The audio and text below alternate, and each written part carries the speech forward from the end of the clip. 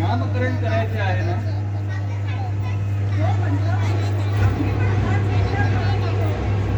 आपल्या घरावर आई शिवाई देवीचा आशीर्वाद आहे.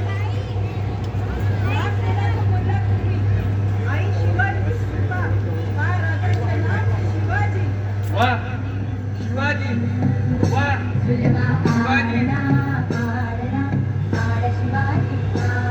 वा शिवत्वाकडे वाटचाल करणारा जीव म्हणजे शिवाजी. वा वा वा. अरे काय राजेश, या या या बाळ रात्री या या.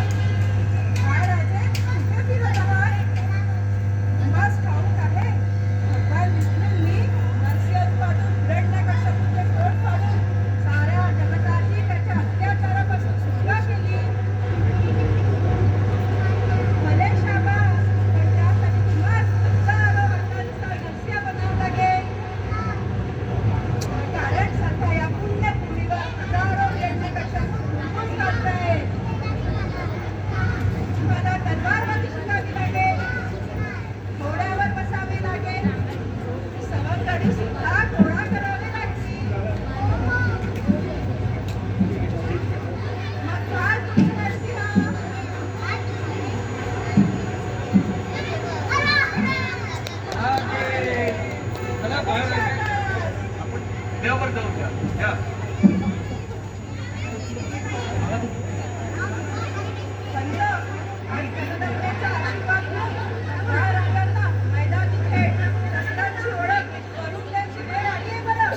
नक्की जाऊ साहेब, आम्ही त्यांना नक्कीच मार्गदर्शन करू.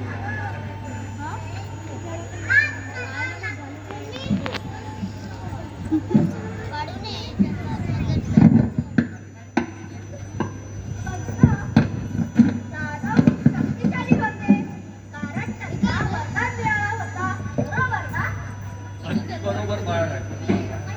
आता मी तुम्हाला काही चुकीच्या गोष्टी सांगतो. युधिष्ठिरासारखे न्याय निष्ठुर व्हा, भीमासारखे पराक्रमी व्हा, बलशाली व्हा, अर्जुनासारखे धनुर्धरी व्हा, सहदेवासारखे विचारी व्हा. आणि एवढे सगळे असल्यावर साक्षात भगवान श्रीकृष्ण आपल्या पाठीशी आहे. म्हणजे विजय आपलाच, महाराजे विजय आपलाच.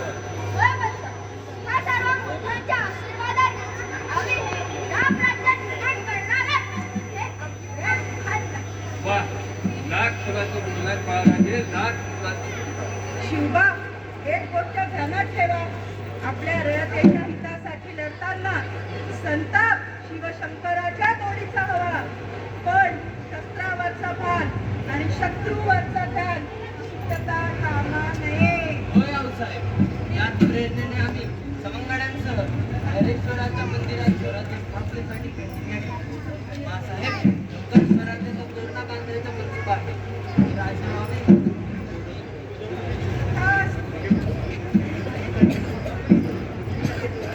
सगळ्या कलाकारांना विनंती आहे, नाटकाच्या माईकच्या जवळ येऊन बोलावे. माईक मध्ये आवाज नाही, माईकच्या जवळ येऊन बोला. वयाच्या 16व्या वर्षी महाराजांनी तोरणा किल्ला काबीज केला. मग काय, सगळ्या स्वराज्याचं स्वप्न सत्यात उतरायला सुरुवात झाली. पण या विजयश्रीचे पडसाद उमटले ते थेट विजापूरच्या दरबारात. स्वराज्याचा विस्तार जावळीपर्यंत येऊन ठेपला. हे ऐकून बडी बेगम मात्र पेटून उठली. शिवा शिवा शिवा, क्या है ये शिवा? क्यों राजे राजे, आपके बेटे शिवाजी ने बगावत का ऐलान किया है? अगर ऐसा ही चलता रहा तो एक दिन ये बीजापुर भी हमारे हाथ से चला जाएगा. बेगम साहेबा, आम्हाला काय वाटतं, आपल्यापैकी कोणा एका पराक्रमी सरदाराला पाठवून शिवाजींना जेरबंद करा. पाहिजे तर आम्ही समजूत काढू त्यांची. क्या इस दरबार में है ऐसा कोई मर्द जो शिवाजी को पकड़कर हमारे सामने ले आए? वजीरे खां, बीड़ा लगाया जाए.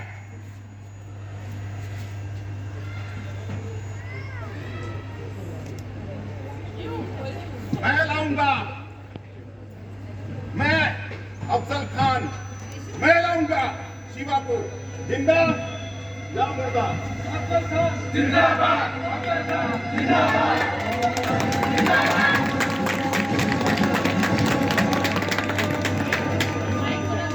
हाच निरोप ऐकून बडी बेगमचा हा फरमान ऐकून शहाजीराजे अस्वस्थ झाले.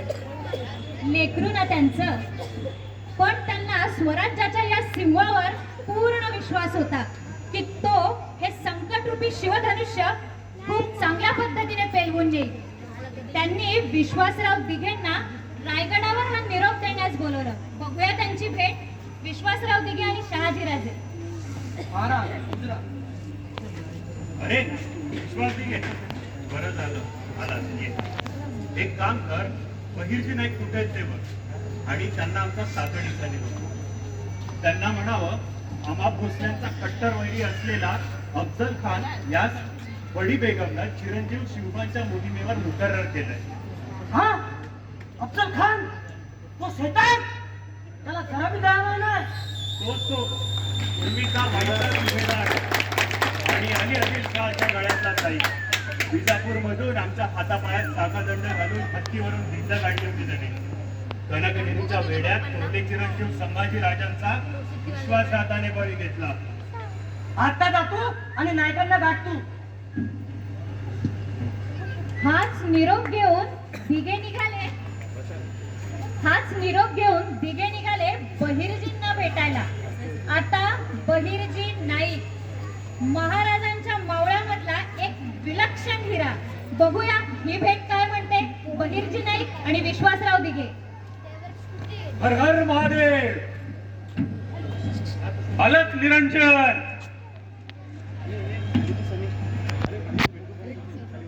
हर हर महादेव. रामदासी बनायचं असं ठरलं आणि ही भेट ठरली. आता रामदासी म्हणजे काय? रामदास स्वामींची सेवा करणारे काही त्यांचे शिष्य. याचाच फायदा बहिर्जी नाईक घेत होते. रामदासींचं वेषांतर करून ते भेटायचे आणि हर हर महादेव. अलक निरंजन. अलक निरंजन. अलक निरंजन. अलक निरंजन. महादेवाने निरोप दिलाय.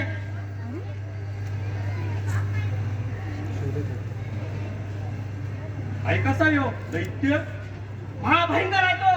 अंगात सिद्ध हत्तीचा बळ असलेला राक्षस आहे तो, राक्षस.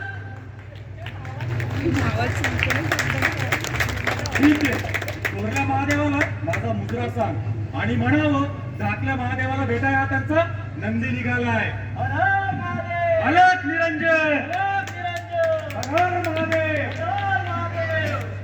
याच बातमीचा खलिता घेऊन बहिर्जी निघाले थेट रायगडावर. रायगडावर होत्या आऊसाहेब आणि शिवबाराजे. आता शिवबा मोठे झालेत बर का. काय म्हणते आपलं स्वराज्य? एकटा दुःखी आहे ना? हो आऊसाहेब.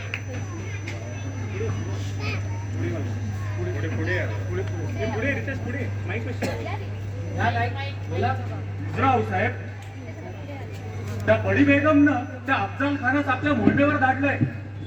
काय तो अफजल भोसले कुळाचा कट्टर वैरी शिवबा त्याचा मुंडका छाटून रायगडाच्या बाले किल्ल्यावर लावा, म्हणजे यापुढे कोणी स्वराज्यावर वाकडी नजर टाकणार नाही. नाईक, माझा हेतू कळायला पाहिजे. त्याच्या छावणीत गवताची काडी जरी आली तरी त्याची खबर दापोटात रायगडावर पोहोचली पाहिजे. त्याची तजवीज करून ठेवा. खान खूप भव्य आहे ते आम्ही ऐकून आहोत, पण तो किती कोराड आहे हे कळायला हवं. काय नाही होय राज मुजराव साहेब.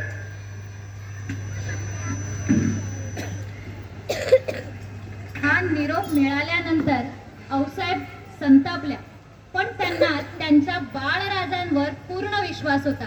आई जगदंबेच्या कृपेने त्यांचे बाळराजे नक्कीच काहीतरी गनिमी कावा करून या संकटाला परतवून लावतील. अफजल खान निघाला सोलापूरच्या दिशेनं. हे सगळं ऐसं भासत होतं जणू केसरी गुहे समीप मध्य हत्ती चालला. आता नक्की हा सैतान रूपी अफजल नेमका कसा आहे हे बघण्यासाठी आपल्या बहिर्जी नाईकांनी एक युक्तीच केली बुवा. आता काय असेल ती युक्ती? बहिर्जी नाईक घाबरले नाही, ते थेट जाऊन पोहोचले पार इथल्या अफजल खानाच्या छावणीत. बघूया अफजल बहिर्जींना ओळखतो की नाही ते.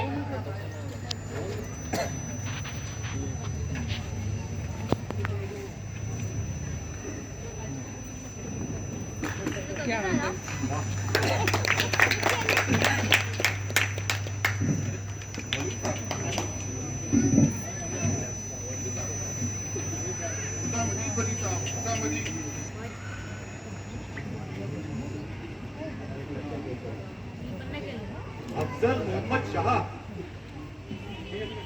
आखिर मर गया था ना तुम्हारा जो बड़ी बेगम ने भेजा था? वली साहब ने भी बोला था इस मुहिम को मत करो, खुदा का पैगाम भी ना सुना। इतना घमंड है तुम में?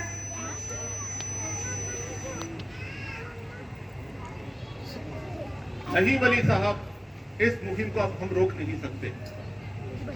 जब तक हम शिवा को पकड़ नहीं लेंगे तब तक हम रुकेंगे नहीं।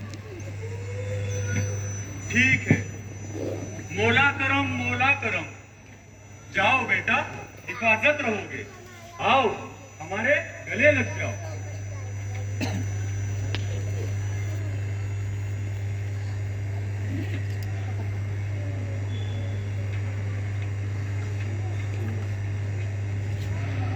अफजल खान नक्की किती थोराड आहे, किती उंच आहे, कसा आहे हे बहिर्जींनी त्यांना मिठी मारून बरोबर हेरलं होतं. पण आता बहिर्जी आले सदरेवर. ही सदर भरली होती महाराजांच्या दरबारात त्यांच्या एक जण लाखाला भारी असणाऱ्या सुभेदारांसह. सदर पहिली, मावळा आला, टाळ्या होऊन जाऊ दे की.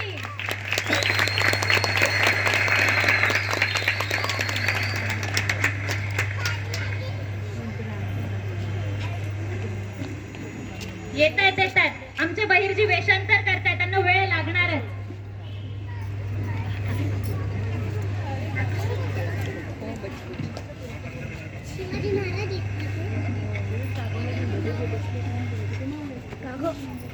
मुजरा महाराज, या नाही या. काय म्हणतो तो कान? 2 हाताचं येड बसती इतका थोराड आहे तो. आणि सैन्याचा अंदाज? सैन्याचा अंदाज जर विचाराल तर 85 हत्ती, 12,000 घोडदळ, 10,000 पायदळ, 1200 उंट, छोट्या मोठ्या तोफा धरून 5,000 तोफा आहे ती.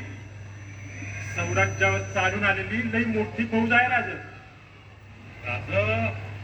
हा तुळजापूरच्या दिशेने का निघाला मला तर समजतच नाहीये. ती मिळून 35,000च्या वरती सैनिक असतात. महाराज, आपण मूडभार, पण फक्त आज्ञा करा महाराज. हे एकल्याचं काम नाही महाराज. सगळी मावळची माणसं सोबत पाहिजे. ती सगळी एकवटली ना उगाच जग जिंकते. पण हे होणं जरा कठीण आहे.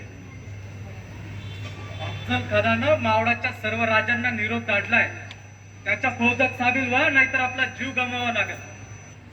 पण आपल्या कान्होजी राजा जेदांनी ही 2 पोरं वाढलीत महाराज, बाजी आणि रायाची बांधत आणि निरोप दिलाय.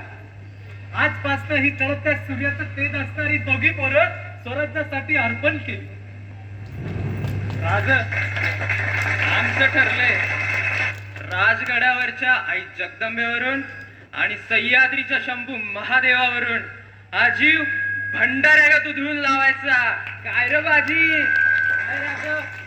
सौराज्यावर चालून येणाऱ्या या 32 दाताच्या बोकड्याची खांडोळे केल्याशिवाय आम्ही राहणार नाही.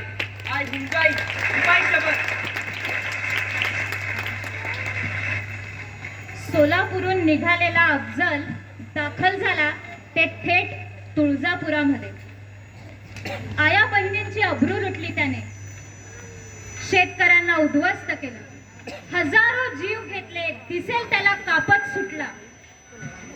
त्या नराधमानं महाराष्ट्राच्या कुलस्वामिनीला, कोल्हापूरच्या आई तुळजा भवानीलाही नाही सोडलं. त्याने चक्क तुळजा भवानीवर घाव केला. हे सगळं बघून एकनाथांनी सुद्धा आई जगदंबेला साथ घातली. आई, हे सगळं चाललंय ग, दार उघड बाय, दार उघड. जब तक मैं शिवा के धर्म पे वार नहीं करूंगा, वो दक्कन का सूखा मैदान नहीं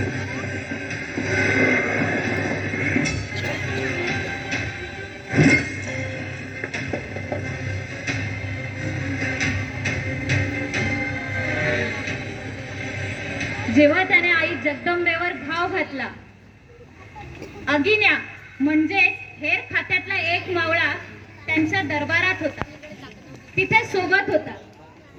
हजारो जखमा त्याला झाल्या आणि हाच निरोप घेऊन तो सदरेवर आला. राजा राजा काय झालं, राजा काय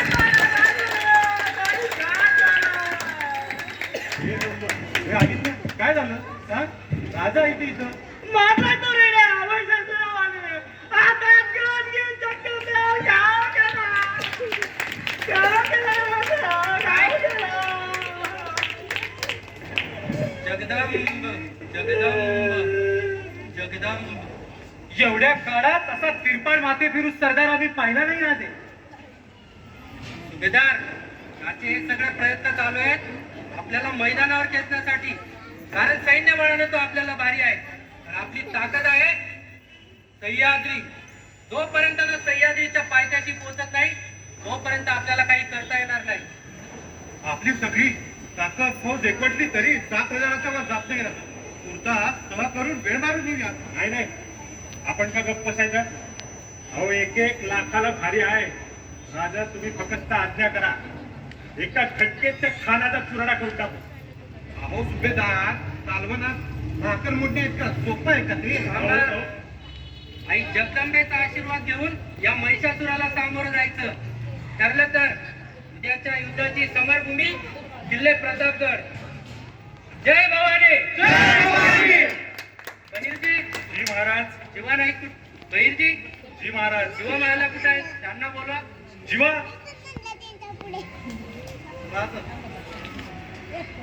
आपल्या आपण जीवा, खानाकडे कोणी सय्यद बंडा नावाचा पटयत आहे आणि त्याची जोड आहात तुम्ही. या मोहिमेवर तुम्ही आमच्या सोबत यायचं. होय राजा.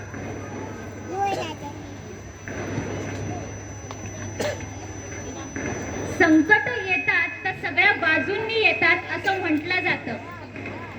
एकीकडे अफजल खान निघाला महाराजांचा जीव घ्यायला, दुसरीकडे मुघल, निजामशाह, पोर्तुगीज, इंग्रज सगळे होते. पण एक संकट महाराजांवर असं आलं की तिथे दैवाने सुद्धा घात केला. महाराजांच्या मोठ्या राणी सरकार सईबाई यांची प्रकृती बिघडली.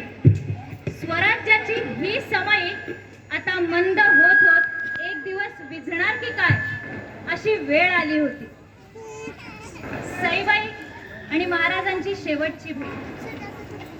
लग्नात आपले 7 वर्षांचे आम्ही आणि राजे 10 वर्षांचे होते. बालपणापासून ते सोबत आहोत आणि तेव्हापासून भाऊसाहेबांच्या स्वराज्य स्थापनेच्या संस्कारात आणि राजांच्या सावलीत होता. आमच्या मागोमाग राणी कसा वाटला. सोयराबाई, पुतळाबाई, सखारबाई, काशीबाई, सपनाबाई, लक्ष्मीबाई, गुणवंताबाई आल्या. शंभूराजा लहान आहेत अजून आणि अशा या आम्ही या राजे प्रत्यक्षात आमच्या देशावर तुम्हाला कसं कळतं की आम्हीच येणार आहोत म्हणून. कशी आहे सई? काळजी घ्या. वैद्यराज येऊन गेलेत म्हणून सांगितलं हो साहेबांनी. आई भवानी कृपेने सगळं ठीक होईल. असेच होईल. राजे ज्या आऊसाहेबांनी तुम्हाला मिळवलं त्यांच्या पत्नी या शंभूराजा आहेत. हे निश्चित आहे. आणि राहिला प्रश्न त्या बाबतीत राहण्याचा, त्या स्त्रीचा सुरेचा उल्लेख कराच कसा पुढे. हे स्वराज्याचं स्वप्न आपल्या सर्वांचं आहे आणि ते जर पूर्णत्वाला न्यायचं असेल तर राजे तुम्हाला निघावंच लागेल. मी आहे. तुमचं विजयी स्वागत करायला ही तुमची सगळी तबक घेऊन इथे उभी असते. मी आहे तुमची वाट बघते. निघावं राजे. सई, अजूनही तुम्ही आमचा आणि स्वराज्याचाच विचार करत आहात?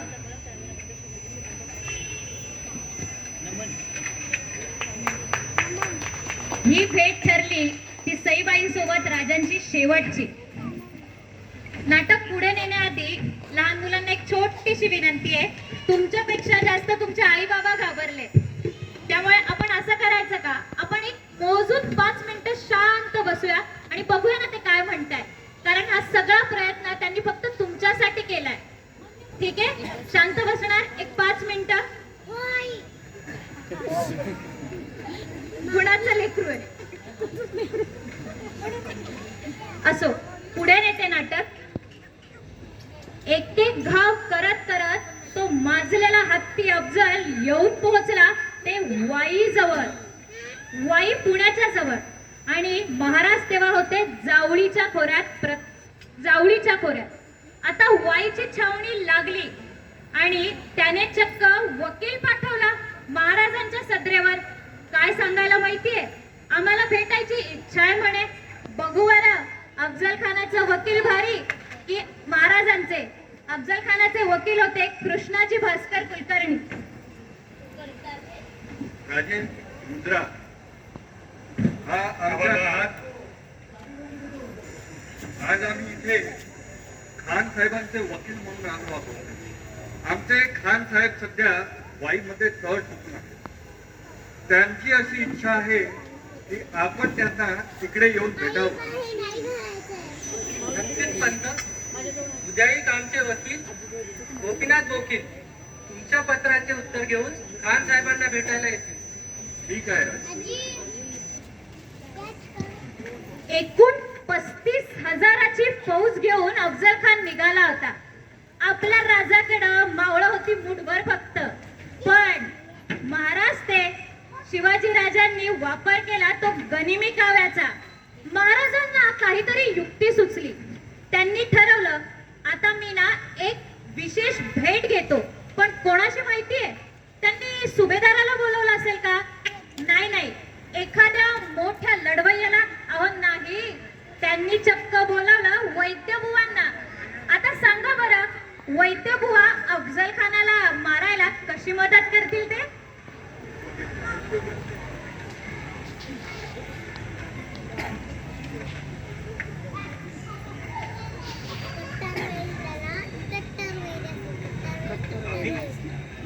आपण तातडीने बोलावून पाठवलं. आपली प्रकृती तर ठीक आहे ना?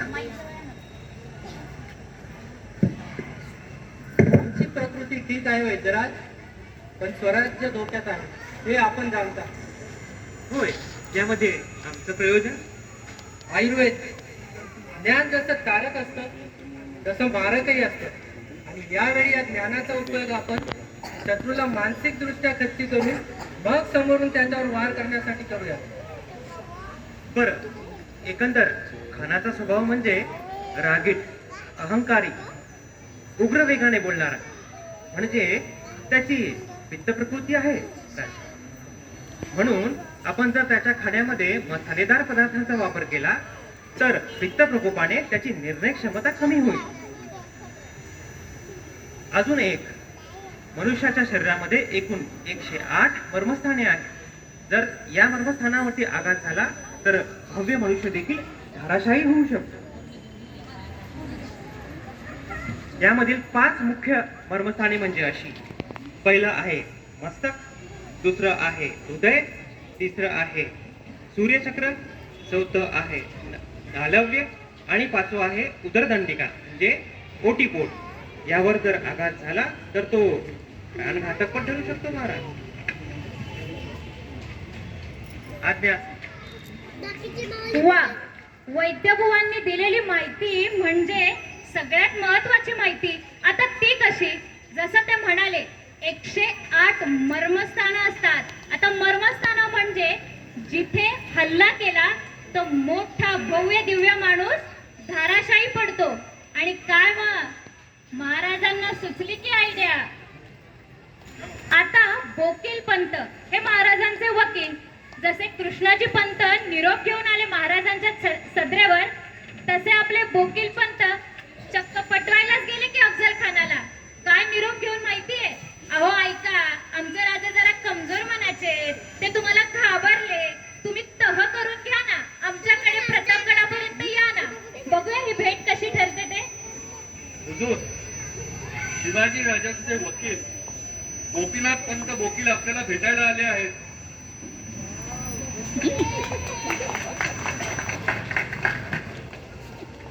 खान साहेब, शपथ घेऊन सांगतो, तुमच्या इतका दयाळू माणूस या दुनियेत कुणीच पाहिला नसेल. काय म्हणत पाहिलाय तुम्ही?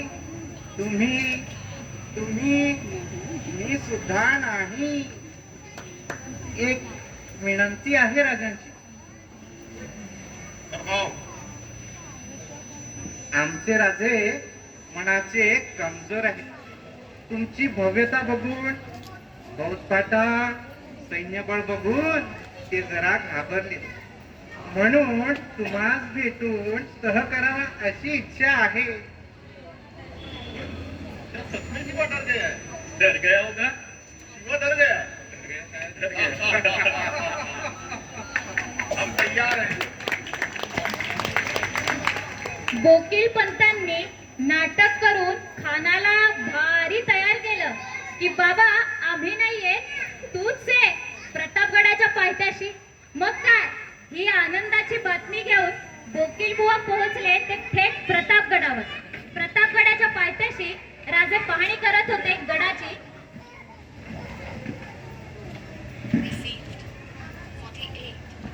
राजे राजे आनंदाची बातमी घेऊन आलोय. नवरदेव म्हणजे काय झालं ना, मी त्यांच्यासोबत बोललोय. आता आपला नवरदेव वराडासह जावईकडे यायला तयार झालाय. वा पंत वा, कमाल केली. बर का गड्यांनो, आता प्रतापगडाच्या पायथ्याशी या कलियुगातल्या हिरण्यकश्यपूला सह्याद्रीच्या दगडातून हजारो नरसिंहाचे दर्शन घडूया. चला, उद्याच्या युद्धासाठी आई जगदंबेला कौल लावू. जय भवानी, जय भवानी. आणि मग काय, भेटीचं ठिकाण ठरलं प्रतापगडाचा पायथा. पण या सगळ्यात तो दिवस उगवला. राजे तयारी करत होते ते खानाला भेटण्याची. पण राजांच्या नशिबात नियतीने वेगळंच काही लिहिलं होतं. याच दिवशी सकाळी बहिर्जी निरोप घेऊन आले राजांसाठी. तो निरोप मात्र चांगला नव्हता. तो निरोप होता सईबाईंच्या जाण्याचा.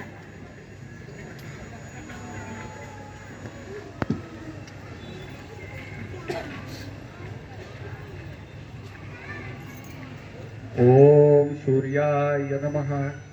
ओम मित्राय नमः.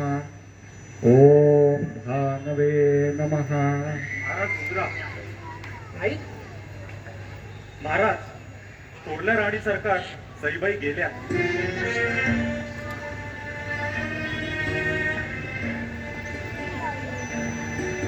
एका म्हणे एका मरणेची सरे, उत्तम जीव रे फिरती मागे.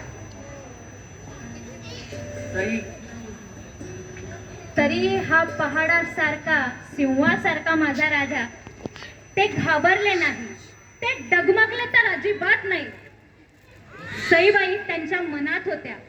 सईबाईंची आठवण जरा बाजूला ठेवून तयार झाले त्यांच्या अमुक्त शस्त्राबरोबर. आता अमुक्त शस्त्र म्हणजे काय, तर तुम्ही लहान मुलं ज्याला ओळखतात ती म्हणजे वाघ नख. महाराजांचं डोकं कसं चाललं ते बघा.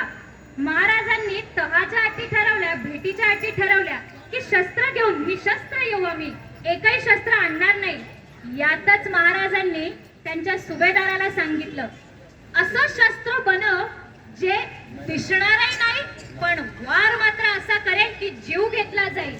आणि अग्निपुराणातून एक शस्त्र घेतलं गेलं, त्याचं नाव महाराजांनी ठेवलं ते म्हणजे वाघनख. अशा या सुंदर शामियानात तो हत्ती आला आणि शामियाना बघून त्याचे तर डोळेच दिपले.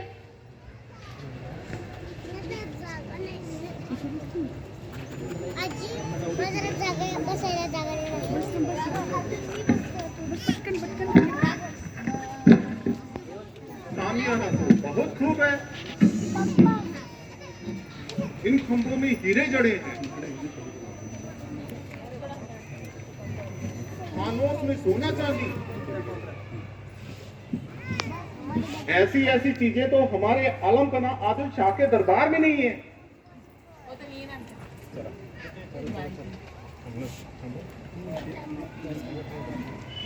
शिवा का रास्ता पक्का नहीं है। इतना वक्त उसे क्यों लग रहा है? मैं देखता हूँ हुजूर। हुजूर शिवाजी,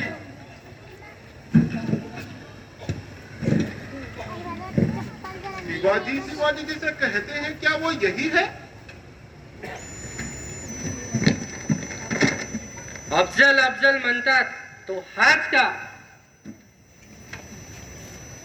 तुम हमारे दोस्त शहाजी राजा के फर्जंद हो। अपना गैरवा का बर्ताव छोड़ो, फिर तुम्हें हमसे डरने की जरूरत नहीं। तुला तुला काय भ्यावं? यायचं असेल तर रघुनाथाला, शिवशंभूला, आई भवानीला भ्यावं, तुझ्यासारख्या राक्षसाला नाही. शिवा, चलो छोड़ो। हम बादशाह से बात करके तुम्हारे गुनाह माफ करवा देंगे। हमसे डरिए मत। चलो आइए, हमारे गले लग जाइए। आओ शिवा आओ, हमारे गले लग जाओ।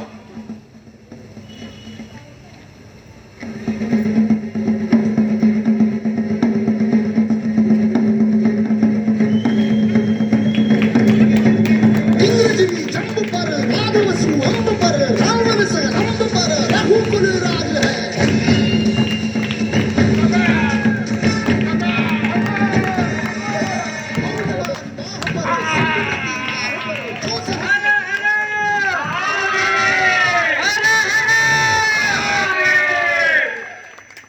होता जीवा म्हणून वाचला शिवा. जीवा महालांनी महाराजांचं सगळं संकट स्वतःवर घेतलं आणि चक्क त्यांच्यावर वार करणाऱ्या तलवारीला नाही, हाताला मुळात सकट कापलं. असे होते महाराजांचे सगळे शिलेदार. पण एकटे जीवा महाला नव्हते. त्यांचा एक एक लाखाला भारी असा सुभेदार जावळीच्या खोऱ्या खोऱ्यात उभा होता. एकेकाने हजार हजार सैन्यांना धुळीत मिळवलं. अशा अनेक अस्मानी संकटांना मात करत अनेकानेक निष्ठावान मावळे, समर्पित सवंगडी सुभेदार यांच्या अभेद्य साथीने तो सुदिन उगवला. कोणता सुदिन? या शककर्त्याचा राज्याभिषेक. हो हो हो, या शककर्त्याचा राज्याभिषेक. पण हा शककर्ता थबकला. मज दिली अयोध्या तुम्हा लाभले वैकुंठीचे नाव. मज दिली अयोध्या तुम्हा लाभले वैकुंठीचे नाव. तुम्ही लपला कुठे मला घालुनी देवपणाचे घाव. तुम्ही लपला कुठे मला घालुनी देवपणाचे घाव. असीम कृतज्ञतेने राजे त्यांना आठवत होते. आता ते कोण? तर राजांसाठी, या स्वराज्यासाठी, औस साहेबांच्या एका शब्दासाठी आपला जीव हसत हसत देणारे राजांचे सुभेदार. बघूया काय म्हणताय ते. लहान मुलांना एकच विनंती आहे, शेवटचे 2 मिनिटं आहे, जरा शांत बसताय. ए बाळा, मावळे, अहो राजे, अहो राजे, एक 5 मिनिटं, कारण ह्या गोष्टीसाठी खूप मेहनत घेतली. एक 5 मिनिटं फक्त.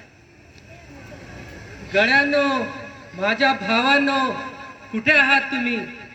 या मायभूमीने तुम्हास कडेवर उचलून धरले आणि आम्हास या सिंहासनावर बस म्हणते. बाजी काका,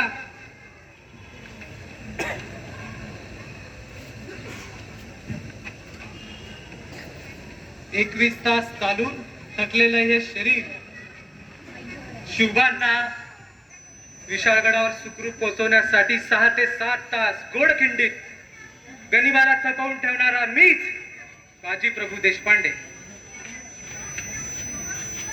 शिवबांना पहिल्यांदा भेटलो तेव्हा बांधलांकडे दिवाण होत. पण स्वराज्याचं, आपल्या हिंदवी स्वराज्याचं स्वप्न उराशी बाळगणाऱ्या या शिवबांना पाहिलं आणि त्या क्षणी ठरवलं, हे जीवन फक्त या शिवबासाठी आहे आणि या स्वराज्यासाठी. सिद्धी जोहर या अजगरानं पन्हाळगडाला वेढा घातला आणि महाराजांना सुखरूप विशाळगडावर पोहोचण्याची जबाबदारी पडली आमच्या बांधल सेनेवर. आणि तेव्हा घोडखिंडीत मला एकट्याला सोडायला राजे तयारच नव्हते. पण वडिलकीच्या नात्यानं जरा जरबेतच त्यांना म्हणाल, तुम्ही जा पुढे महाराज, घोडखिंडीत अडवून ठेवतो या गनिमाला, येऊ नाही देणार पुढे. पण त्यांच्या जीवाची घालमेल होत. आणि मग काय, तो निर्वाणीचा क्षण आला. घोडखिंडीत गनिमाला आणि गनिमाच्या समोर आम्ही 300 बांधल मावळे. आणि मग काय, या निर्वाणीच्या क्षणी जीवनाचं सार्थक झालं. राजांना आम्ही म्हटलो होतो, राजे तुम्ही पुढे जा, लाख मेले तर चालतील पण लाखाचा पोशिंदा जगला पाहिजे. आणि काय, राजांना सांगितलं की 3 तोफांचे बार द्या जसं तुम्ही विशाळगडावर पोहोचा. आणि लढता लढता हा देह धारातीर्थी पडला आणि 3 तोफांचे बार कानावर पडले आणि माझे जीवन सार्थक झाले. आणि इथेच माझे कार्य संपले. परत केव्हा जेव्हा या मावळ भूमीत, महाराष्ट्राच्या भूमीत जन्म मिळेल तर हे जीवन फक्त राजा तुमच्यासाठी आणि आपल्या या स्वराज्यासाठी. मुजरा राजा मुजरा. कान्हा माझा बाल सवंगडी.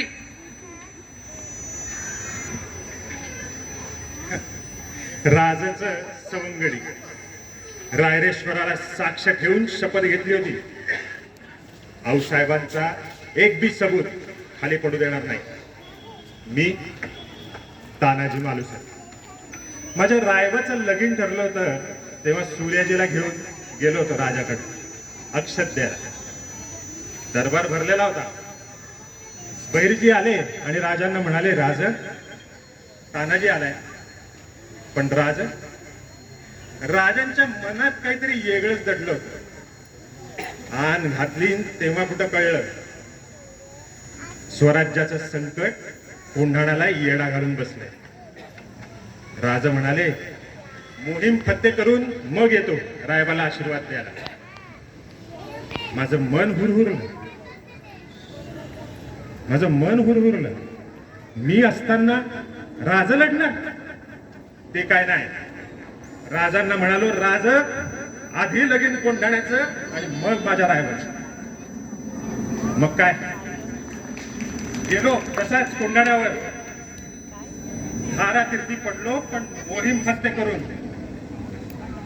तेव्हा हा माझा सिंहासारखा राजा मला लेकरासारखा कुशीत घेऊन ढसा ढसा रडला आणि म्हणाला, गड आला पण माझा सिंह गेला.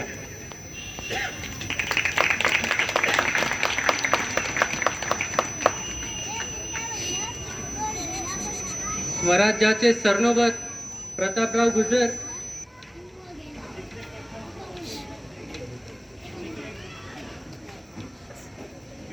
मिर्झा राजांच्या छावणीत घुसलो.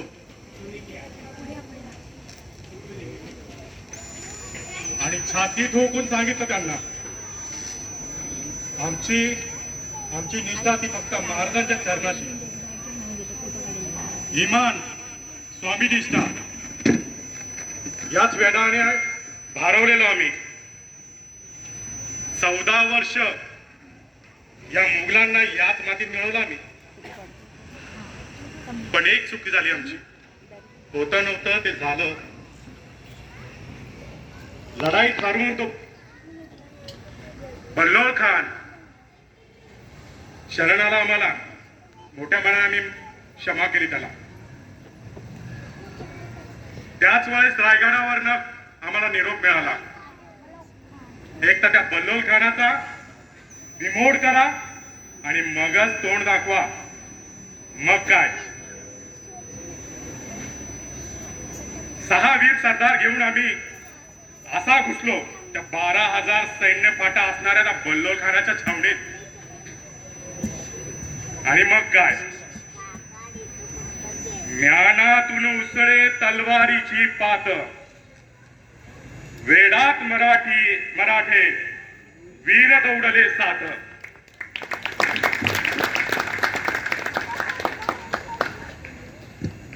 या सगळ्या शिलेदारांना आठवून राजा हळहळला. राजाला सिंहासन समोर दिसत होतं, पण राजाचा पाय काही जाईना त्या पायरीवर. अशाच वेळेस समर्थ रामदास स्वामी हे महाराजांच्या सोबतीला आले आणि त्यांनी राजाला बळ दिलं हे शिवधनुष्य उचलण्यासाठी. भवानीच्या कृपेने, महाराष्ट्राच्या आशीर्वादाने आणि आऊसाहेबांच्या आज्ञेने आम्ही केलं ते देव, देश आणि धर्म यांच्या सेवेसाठी. या सेवेचं सार्थक तुझ्या राज्याभिषेकाशिवाय होणार नाही, टिकणार नाही. रघुवीर समर्थ, या भूमंडळाच्या ठाई धर्मरक्षी ऐसा राहिला नाही. महाराष्ट्र धर्म राहिला काही तुम्हा कारण. राजा, प्रभू रामचंद्रांचा अवतार म्हणून आम्ही तुझ्याकडे पाहतो. राजाने करावा राजधर्म, क्षत्रीने करावा क्षात्र धर्म, आणि मग देव मस्तकी धरावा, अवघा हलकल्लोळ करावा धर्मस्थापनेसाठी. शिवा, हे स्वतंत्र हिंदूंचं राष्ट्र तू निर्माण केलं नाहीस, तर बादशाही सनदापत्रांनी आपल्याच मायभूमीची भीक घेणारी ही लाचार लोक त्या बादशाहीच्या पायावर जाऊन पडतील. आणि अनेक देशभक्तांचा बळी देऊन निर्माण केलेलं हे स्वधर्म राज्य, हिंदूंचं जागृत झालेलं सत्व आणि उरला सुरला देश सारं काही त्या यवनांच्या लोंढ्यात वाहून जाईल. देव मात्र उच्छिदेला जित्या प्रास मृत्यू झाला. आपुला स्वधर्म बुडविला ऐसा समजा. राजा, तुला राजदंड घ्यावाच लागेल. रघुवीर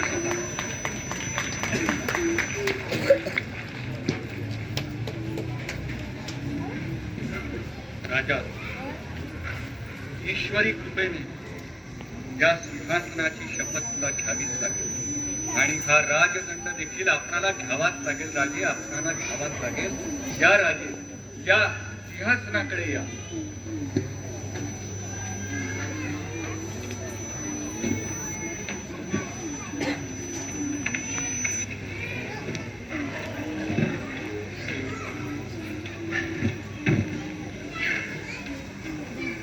ओम स्वस्ति न इंद्रो वृद्धश्रवाः स्वस्ति न पूषा विश्ववेदाः स्वस्ति नस्ताक्षो अरिष्टनेमिः स्वस्ति नो बृहस्पति ददातु.